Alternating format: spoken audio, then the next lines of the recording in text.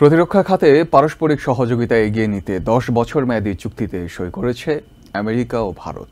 Reuters জানিয়েছে, শুক্রবার কুয়ালালামপুরে ভারতের প্রতিরক্ষা মন্ত্রী রাজনাথ সিংয়ের সঙ্গে ডিফেন্স সেক্রেটারি পিট হেগসেথের বৈঠকের পর এই চুক্তি স্বাক্ষরের ঘোষণা দেওয়া হয়। চুক্তিটি স্বাক্ষরের পর হেগসেথ জানান, প্রতিরক্ষা চুক্তি অনুযায়ী দুদেশের মধ্যে সামরিক সহযোগিতা বাড়বে।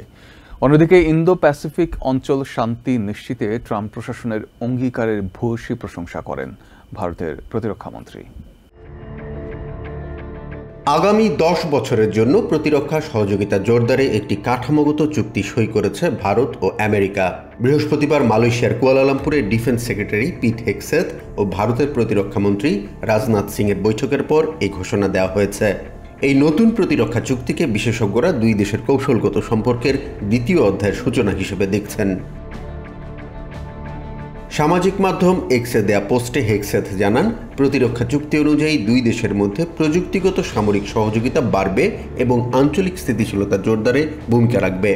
ভারতের সাথে আমেরিকার বন্ধুত্বের কথা তুলে ধরে হেগসেথ জানান, ইন্দো প্যাসিফিক অঞ্চলে শান্তি রক্ষায় ট্রাম্প প্রশাসন বদ্ধপরিকর।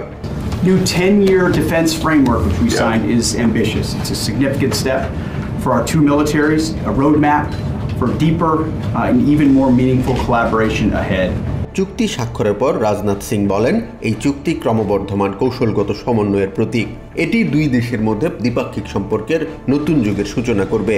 মুক্ত এবং অবাধ ইন্দো প্যাসিফিক অঞ্চল নিশ্চিতে ট্রাম্প প্রশাসনের অঙ্গীকারের ভূয়সী প্রশংসা করেন ভারতের প্রতিরক্ষা মন্ত্রী।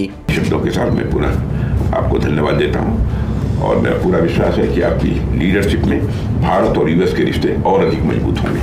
দুই দেশের মধ্যকার প্রতিরক্ষা চুক্তির কারণে ভারতের প্রতিরক্ষা খাতে আমেরিকার সহযোগিতা বাড়বে বলে জানিয়েছেন ইউরেশিয়া গ্রুপের থিঙ্ক ট্যাঙ্কের বিশ্লেষক প্রমিত পাল চৌধুরী। বিবিসিকে তিনি বলেন, চুক্তিটি মূলত জুলাই-আগস্ট মাসে সম্পন্ন হওয়ার কথা ছিল। চলতি বছরের ফেব্রুয়ারিতে ভারতের প্রধানমন্ত্রী নরেন্দ্র মোদীর আমেরিকা সফরের আলোচনার মূল কেন্দ্রবিন্দু ছিল প্রতিরক্ষা খাতে পারস্পরিক সম্পর্ক জোরদার। ওই সময় প্রেসিডেন্ট ডোনাল্ড ট্রাম্প বলেছিলেন, ভারতের কাছে বিলিয়ন ডলারের সামরিক সরঞ্জাম বিক্রি করতে চায় ওয়াশিংটন, যা F-35 স্টেলথ যুদ্ধবিমান সরবরাহের পথ প্রশস্ত করবে। তবে এরপর থেকেই রাশিয়ার জ্বালানি ও প্রতিরক্ষা সরঞ্জামের উপর ভারতের নির্ভরতা ট্রাম্প প্রশাসনের সঙ্গে সম্পর্কে টানাপোড়েনের সৃষ্টি করেছে। এখনও ভারতের প্রধান অস্ত্র সরবরাহকারী দেশ হিসেবে রাশিয়ার নাম উচ্চারিত হলেও সাম্প্রতিক বছরগুলোতে মস্কো থেকে সমরাস্ত্র ক্রয়ের হার কমেছে।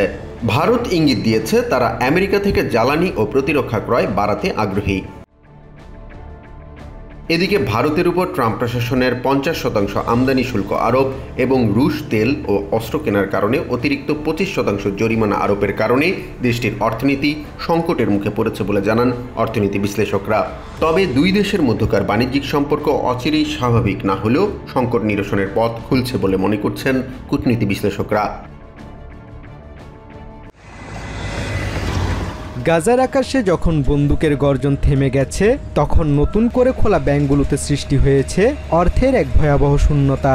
2 বছরের যুদ্ধ শেষে ইসরায়েলের বিমান হামলা ও অবরোধের ক্ষত কিছুটা কমলেও নগদ টাকার ঘাটতি এখন নতুন সংকট তৈরি করেছে। অল্প কিছু টাকাও মানুষ তুলতে পারছে না, ফলে তাদের পড়তে হচ্ছে সুযোগ সন্ধানী মুনাফাখোরদের খপ্পরে। 61 বছর বয়সী ওয়ায়েল আবু ফারেজ বলেন, সরবরাহ করার মতো কোনো টাকাই ব্যাংকের কাছে নেই। বাজারে মুদ্রার অবস্থা খুবই খারাপ। এর মধ্যে চলবে কি চলবে না প্রতিটি নোট পরীক্ষা করে নিতে হয়। আমরা সত্যিকার অর্থেই সব দিক থেকে ভুগছি। হাতে টাকা নেই, ব্যাংকে তারল্য নেই, শুধু কাগজপত্রের কাজ সেরে ফিরে আসতে হয়। বাজার থেকে খাবার কেনা বা বিল পরিশোধ সব ক্ষেত্রেই লেনদেনের জন্য প্রয়োজন নগদ অর্থ। কিন্তু 2023 সালের অক্টোবরে হামাস নেতৃত্বাধীন আক্রমণ ও জিম্মি সংকটের পর থেকে ইসরায়েল ব্যাংকনোট পাঠানো সহ প্রায় সব ধরনের পণ্য প্রবেশে নিষেধাজ্ঞা দেয়। গাজার অর্থনীতিবিদ মোহাম্মদ আবু জায়াদ বলেন, যুদ্ধ শুরুর পর থেকেই গাজার অর্থনৈতিক চক্র পুরোপুরি ভেঙে পড়েছে। এই যুদ্ধের ফলে অর্থনৈতিক খাতসমূহ সম্পূর্ণভাবে ধ্বংস হয়ে গেছে। যেমন শিল্প কৃষি উৎপাদন খাত ধ্বংস হয়েছে, তেমনি ধ্বংস হয়েছে বাণিজ্য ও ব্যাংকিং খাত। এছাড়াও গাজা উপত্যকার প্রায় 90% ব্যাংকের শাখা এবং তাদের অবকাঠামো ধ্বংস হয়ে গেছে। জায়াত আরও জানান, ব্যাংক খোলা থাকলেও সেগুলো মূলত অনলাইন লেনদেন করছে। নগদ জমা বা উত্তোলন কিছুই সম্ভব হচ্ছে না।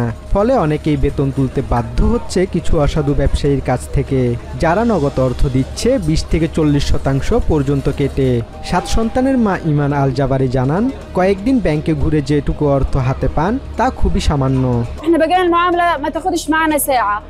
ব্যাংক প্রক্রিয়া আগে যেখানে 1 ঘন্টারও কম সময় নিত, এখন একই প্রক্রিয়ায় 10 ঘন্টা লাগছে।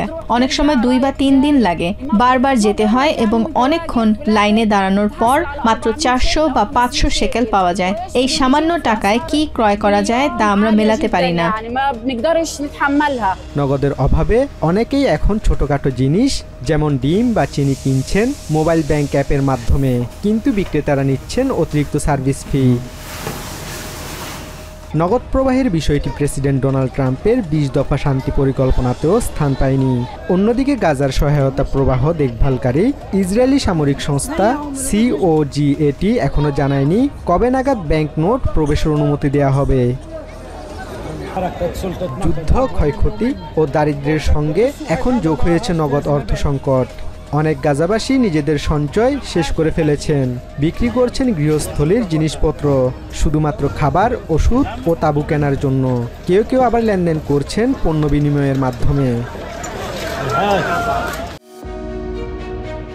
ইয়েমেনের হুতি সরকারের শীর্ষ নেতাদের হত্যার সাথে সংশ্লিষ্টতার অভিযোগে বিচারের মুখোমুখি করা হবে জাতিসংঘের স্থানীয় 43 জন কর্মীকে। তারা হামলার জন্য ইসরায়েলকে সহায়তা দিয়েছে বলে জানান ইয়েমেনের হুতি সরকারের ভারপ্রাপ্ত পররাষ্ট্রমন্ত্রী আব্দুল ওয়াহিদ আবু রাশ। গত অগাস্টে ইরান সমর্থিত হুতি সরকারের প্রধানমন্ত্রী এবং আরও কয়েকজন মন্ত্রী রাজধানী সানায় ইসরায়েলি হামলায় নিহত হন। এটি ছিল হুতি প্রশাসনের শীর্ষ পর্যায়ের কর্মকর্তাদের ওপর প্রথম হামলা। আব্দুল ওয়াহিদ আবু রাশ বলেন, এই হামলার সাথে জড়িতদের গ্রেপ্তার করা হয়েছে এবং তাদের বিরুদ্ধে যথেষ্ট প্রমাণ রয়েছে। সাম্প্রতিক সময়ে নিরাপত্তা সংস্থাগুলো এমন কিছু চক্রকে গ্রেপ্তার করেছে যারা সরাসরি সরকারের উপর হামলার সঙ্গে জড়িত ছিল। এর মধ্যে অগ্রভাগে ছিলেন প্রধানমন্ত্রী, যিনি তার সহকর্মীদের সঙ্গে শহীদ হয়েছেন। নিরাপত্তা সংস্থাগুলোর যাচাইয়ের মাধ্যমে তদন্ত সম্পন্ন হয়েছে এবং যথেষ্ট প্রমাণও একত্রিত করা হয়েছে। আবু রাশের দাবি, বিশ্ব খাদ্য কর্মসূচির একটি সেল সরাসরি সরকারকে লক্ষ্যবস্তু করার কাজে জড়িত ছিল। তবে এ বিষয়ে জাতিসংঘের খাদ্য কর্মসূচির পক্ষ থেকে কোনো মন্তব্য পাওয়া যায়নি। তিনি আরও বলেন, গ্রেপ্তারকৃতদের বিচারিক কার্যক্রমের প্রতিটি ধাপ পাবলিক প্রসিকিউশনকে অবহিত করা হয়েছে। নিরাপত্তা সংস্থাগুলোর নেয়া পদক্ষেপগুলো সম্পূর্ণ বিচারিক তত্ত্বাবধানে সম্পন্ন হয়েছে। গৃহীত প্রতিটি পদক্ষেপ সম্পর্কে ধাপে ধাপে পাবলিক প্রসিকিউশনকে অবহিত করা হয়েছে। সুতরাং যেহেতু প্রসিকিউশন অবগত রয়েছে, এটি নিশ্চিত যে এই প্রক্রিয়াটি চূড়ান্ত পর্যায়ের দিকে এগোচ্ছে, যা বিচারের সূচনা ও বিচারিক রায় ঘোষণার মাধ্যমে সম্পন্ন হবে। জাতিসংঘ বারবার জানিয়েছে তাদের কোনো কর্মী গুপ্তচর বৃত্তিতে জড়িত নন। সংস্থাটির তথ্য অনুযায়ী অন্তত 59 জন জাতিসংঘ কর্মীকে বর্তমানে আটক রেখেছে হুতি প্রশাসন। জাতিসংঘ এই ঘটনাকে স্বেচ্ছাচারিতা বলে নিন্দা জানিয়েছে এবং অবিলম্বে সব কর্মী ও অন্যান্য আটক ব্যক্তিদের মুক্তি দাবি করেছে। জাতিসংঘের মুখপাত্র স্টিফেন ডুজারিক বলেন, আন্তর্জাতিক আইন অনুযায়ী তাদের সুরক্ষা নিশ্চিত করতে হবে। We continue to call for the immediate and unconditional release of all personnel from the UN, from NGOs, civil society, and diplomatic missions. They must be respected and protected in accordance with applicable international law. সব অভিযুক্তই Yemeni নাগরিক এবং ইয়েমেনের আইনে এই অপরাধে মৃত্যুদণ্ডের বিধান রয়েছে। সর্বশেষ গত রবিবার হুতি নিরাপত্তা বাহিনী সানায় জাতিসংঘের বেশ কয়েকটি অফিসে অভিযান চালায়। জাতিসংঘের অভিযোগ, হুতিরা এমন পদক্ষেপ নিচ্ছে যা দেশটিতে মানবিক সহায়তা কার্যক্রমকে মারাত্মকভাবে বাধাগ্রস্ত করছে। 2014 সালের শেষ দিকে ক্ষমতা দখলের পর থেকে হুতিরা ইয়েমেনের বৃহৎ অংশ নিয়ন্ত্রণ করছে, যার মধ্যে রয়েছে রাজধানী সানাও।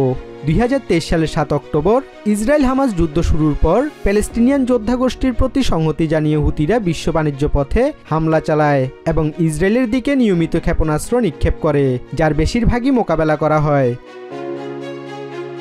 হামাসের হামলার পর ইসরায়েল ইরান সমর্থিত বিভিন্ন গোষ্ঠীর বিরুদ্ধে ব্যাপক সামরিক অভিযান শুরু করে, যার প্রধান লক্ষ্যবস্তু হয় হুতিরা।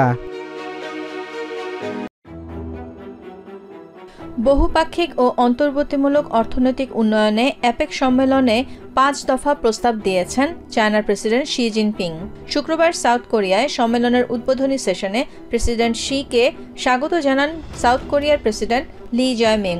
সম্মেলনে প্রেসিডেন্ট শি এপেক সদস্যদের উদ্দেশ্যে উন্মুক্ত আঞ্চলিক ও বৈশ্বিক অর্থনৈতিক নীতি গ্রহণের আহ্বান জানান। প্রকৃত বহুপাক্ষিকতা অনুশীলনের পরামর্শ তুলে ধরে তিনি বিশ্ব বাণিজ্য সংস্থা WTOর কার্যকারিতা জোরদারে গুরুত্বারোপ করেন। এপেক সদস্যদের উচিত বিচ্ছিন্ন হওয়ার পরিবর্তে হাত মেলানো, সাধারণ স্বার্থের বিষয়কে বড় না করে আমাদের পারস্পরিক সম্পর্ক শক্তিশালী করা উচিত। একই সাথে সরবরাহ উন্মুক্ত করতে সাপ্লাই চেইনের উন্নয়নকে সমর্থন করা উচিত। WTO এর বাণিজ্য ব্যবস্থাকে কার্যকর করতে হবে যাতে উন্নয়নশীল দেশগুলোর অধিকার সুরক্ষিত করা যায়। সর্বজনীন অর্থনৈতিক উন্নয়নে 5 দফা প্রস্তাব গ্রহণের আহ্বান জানিয়ে প্রেসিডেন্ট শি আরও বলেন, আন্তর্জাতিক বাণিজ্য ও বাণিজ্য নীতির উপযুক্ত আপডেট নিশ্চিত করতে হবে। এছাড়া উন্মুক্ত অর্থনৈতিক পরিবেশ গড়ে তোলা, বাণিজ্যের ডিজিটাল ও গ্রিন ট্রান্সফরমেশনকে এগিয়ে নেওয়া, খনিজ সম্পদের সহযোগিতা বাড়ানো এবং অর্থনীতির বৈশ্বিক উন্নয়নের উপর জোর দেন তিনি। সম্মেলনে কৃত্রিম বুদ্ধিমত্তা প্রযুক্তিকে একই সঙ্গে চ্যালেঞ্জ এবং সুযোগ হিসেবে দেখার কথা তুলে ধরেন সাউথ কোরিয়ার প্রেসিডেন্ট লি জামিং। চ্যালেঞ্জ মোকাবেলায় সম্মিলিতভাবে সুযোগ কাজে লাগানোর আহ্বান জানান তিনি। দ্বিপাক্ষিক ক্ষেত্রে বিভিন্ন সময় সদস্য দেশগুলোর জাতীয় স্বার্থ হুমকির মুখে পড়ে জানিয়ে তিনি বলেন, সমৃদ্ধি অর্জনে একসাথে কাজ করা সম্ভব। কৃত্রিম বুদ্ধিমত্তা প্রযুক্তি আমাদের একই সাথে চ্যালেঞ্জ এবং অভূতপূর্ব সুযোগের মুখোমুখি করছে।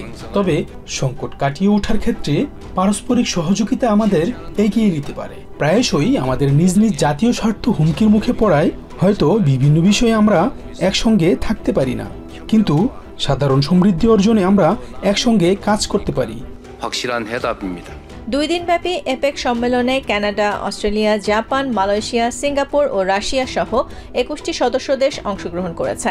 রাশিয়ার পক্ষে প্রেসিডেন্ট পুতিনের প্রতিনিধিত্ব করছেন উপপ্রধানমন্ত্রী অ্যালেক্সি ওভারচুক। এছাড়া প্রেসিডেন্ট ট্রাম্প সম্মেলনের আনুষ্ঠানিক শুরুর আগে ব্যবসায়ীদের সাথে একটি সেশনে অংশ নিলেও মূল সম্মেলনে ওয়াশিংটনের প্রতিনিধিত্ব করছেন ট্রেজারি সেক্রেটারি স্কট বেসেন্ট। শনিবার এপেক সদস্যদের যৌথ বিবৃতির মধ্য দিয়ে এই সম্মেলন শেষ হবে। নিউ ইয়র্ক থেকে সম্প্রচারিত TVN 24 টেলিভিশন বিশ্বজুড়ে বাঙালির কণ্ঠস্বর।